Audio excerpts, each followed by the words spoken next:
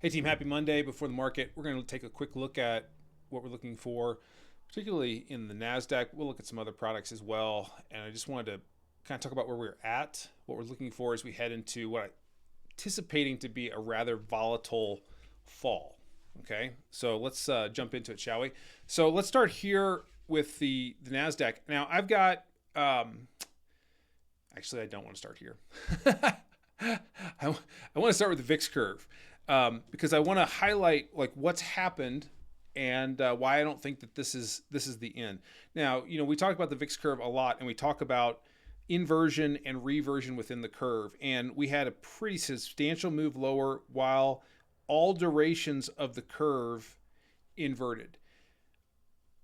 Typically, that's a bottom. That's a buyable bottom that leads to a move, and we could actually see new all-time highs before the next move lower. We'll talk about that in a second. But the question is like, what led to this? The timing is a little odd in terms of where we are in the summer. And we talk about that in module 2 about there's better time to trade.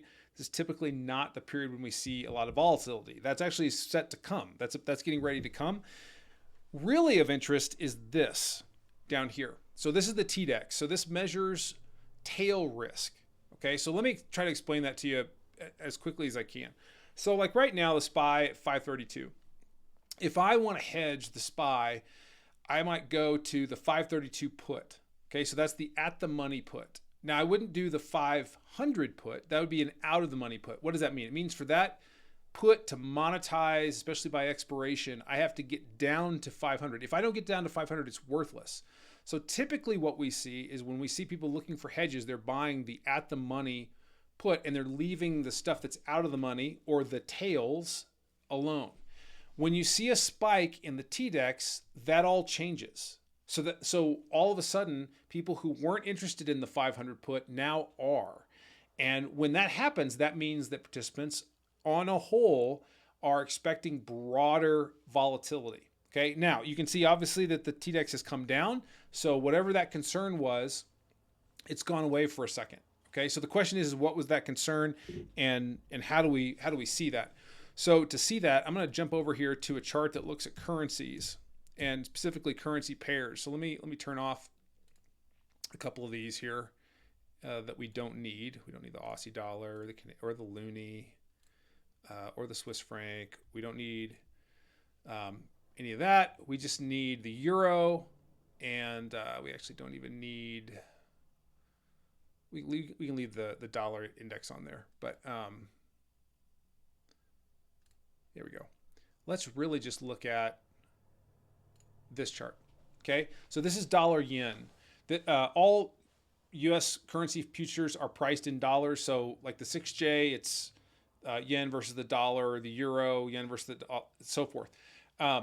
This spike here was the result of a trade being closed called the carry trade. So what's the carry trade? So carry trade is where institutions use discrepancies in interest rates between different countries to go and finance investments. Meaning that like right now, the interest rate in Japan has typically been zero or has in some cases been negative. Meaning that if you put your money in a bank, you actually have to pay them to keep your money in the bank. It encourages people to keep it out of banks and trying to keep capital moving. What people have been doing has been borrowing in yen and then converting that to USD and then putting that in investments. They're benefiting from the difference between the interest rates. So higher interest rates in the US, zero or negative in Japan. Now, that works great until it doesn't.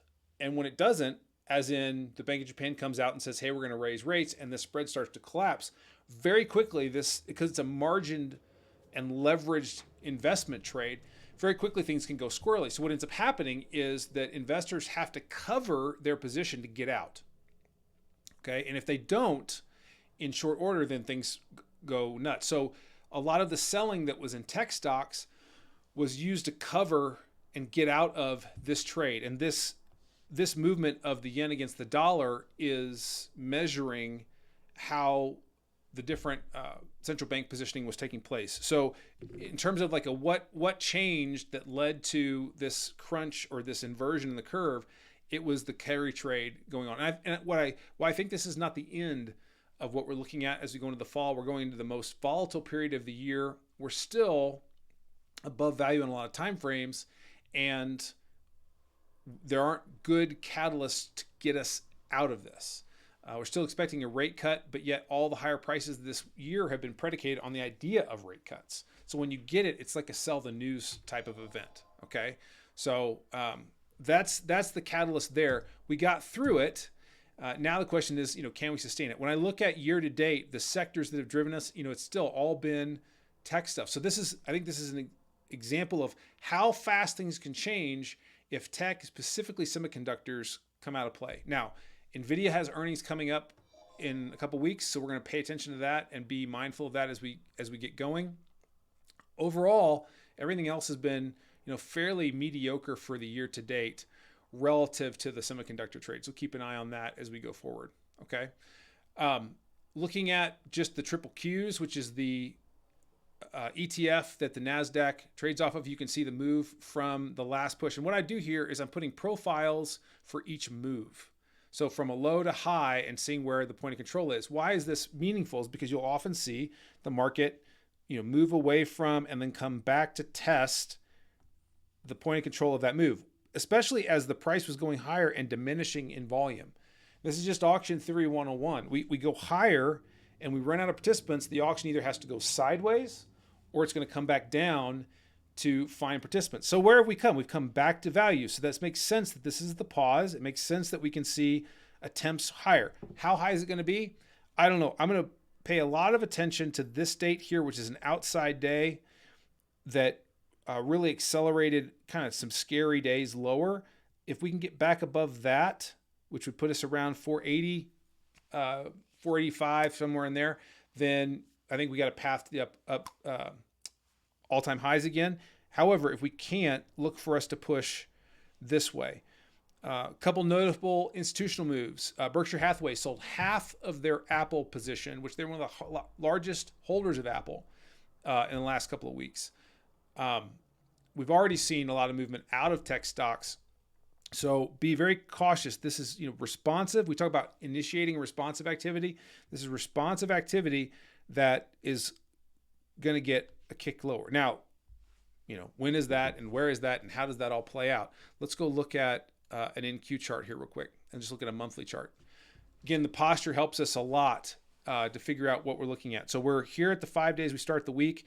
We do have, we got two overzealous to the downside and we're defending a range, right? So the question is, will we continue to work around here or move back up toward the 20-day? I think that's my primary question for this week is, do we spend time here or do we go back up to the 20-day and pull the 5-day with us? Or do we spend time here and pull the 20-day to us? Whenever there's divergence between the 5-day and the 20-day, we're looking for them to come back to each other. And that precipitates the next move. That may likely correspond with us getting to either that NVIDIA earnings or the Jackson Hole Symposium, which is at the end of August. Okay, that's kind of the next place that the Fed's going to try to speak into what's going on here. Okay, so as we're looking at that, be mindful. Looking at this on a weekly chart, a little bit tighter time frame, you can see as we start the week here, we're above monthly VWAP. That's got to be encouraging for buyers. We're above the most traded price from last week, and the 5 days we're looking to push could easily push up towards 900 and higher. We look at the profile. You can see we have this gap back. 19K I think is a pretty reasonable upside target as we move higher. This gets back into this big outside day. And this is the one that I'm talking about. There's a lot, see how impulsive this was? Lots of poor structure. Would not be surprised at all to see us get all the way back up here before we come back down again. So as long as we're above 18,500, we're looking for, higher. And if we pull lower early in the week, we'll push higher later in the week. If we push higher early in the week, then look for us to either pause and stall up here or to push back this way. We do have some catalysts this week to be aware of. And the first one is we have CPI and we also have a PPI. Okay. So a couple things. We've got PPI tomorrow. And then we have CPI on Wednesday, right? Not much else as far as, Fed commentary Thursday, typical jobless claims. And then Friday, pretty clean. I mean, we got housing starts and so forth. But jobless claims is starting to become more important after the last non-farm payrolls started to show some weakness in the economy. So I think that also exacerbated that carry trade closure. But the two catalysts and the things to kind of anchor and watch will be the CPI prints this week. I'm still looking at where we are relative to the FOMC and the last non-farm payrolls, as those were spots where we really kind of rocked and rolled.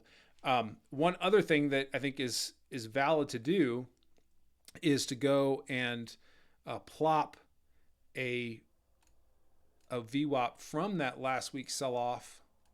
So if I go back up here, kind of two key inflection points. One is here from where we sold. You can see we're above that currently, right? And then from this last low.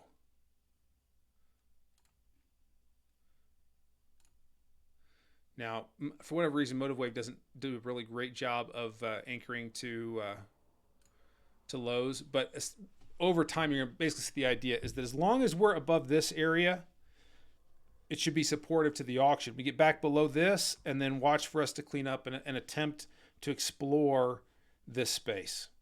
Okay? All right. Well, I hope that gives you enough to get going with. Always as we start the week, we're cautious. We let the market generate the information for us and let us know what we're going to get going. We'll see if we can get up here and test the start of this gap or even get into it. Or until that, sellers are in control. And again, if we get below 500, then the door is open to clean up some of this stuff. So we'll just kind of see how that all plays out. All right. With that, I'll leave you be. See ya.